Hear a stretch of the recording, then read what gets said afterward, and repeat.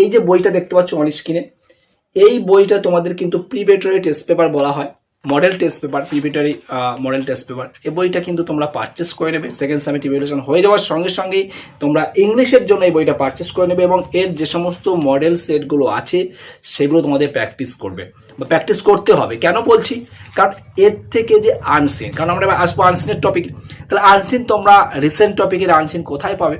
Recent টপিকে unseen তোমাদেরকে পড়তে গেলে তাহলে রিসেন্টলি পাবলিশড হওয়া যে সমস্ত বইগুলো আছে সেগুলো তোমাদেরকে পারচেস করতে হবে। তো এখানে আমি এই বইটা তোমাদেরকে রেফার করছি এই কারণে। তো দেখো তোমাদের দেখিয়ে দিই যে তোমার আনসিনের প্রসঙ্গে আসলাম। তাহলে এখানে দেখো প্রথম যে আনসিনটা রয়েছে প্রথম মডেল সেটে, সে আনসিনটা দেখতে পাচ্ছ ইন্ডিয়ান এয়ার ক্র্যাশ, রিসেন্টলি যে এয়ার ক্র্যাশ হলো তার থেকে দিয়েছে। তাহলে তার কোশ্চেন আছে, তোমাদের প্র্যাকটিস করলে খুব ভালো হবে। তারপরে আমি চলে আসি 2 নম্বর সেটে যে আনসিনটা দেওয়া রয়েছে দেখতে পাচ্ছ অপারেশন সিন্দুর। ঠিক আছে, তাহলে এই সমস্ত কিন্তু আমাদের স্টুডেন্টদেরকে অলরেডি করানো হয়ে গিয়েছে, কারণ আমার স্টুডেন্টরা বইটা যখনই বেরিয়েছিল আমার যে অফলাইন ব্যাচের সমস্ত স্টুডেন্ট আছে তাদের কিন্তু রেগুলার ওয়েতে সেটা করানো হয়েছে। তাহলে এর থেকে কী বুঝলে? এর থেকে রিসেন্টলি নাসার যে কাজ সেটাও এখানে দেওয়া রয়েছে। রিসেন্টলি যে সমস্ত টপিকগুলো আছে সেই রিসেন্টলি টপিকগুলো তোমরা একসঙ্গে কোথাও তো পাবে না, তাহলে এই সমস্ত রিসেন্ট পাবলিশড হওয়া বুকস প্রয়োজন। তাহলে সেই রিসেন্ট পাবলিশ হওয়া বুকসের মধ্যে এই বইটা সব থেকে ভালো তোমাদের মাধ্যমিকের জন্য।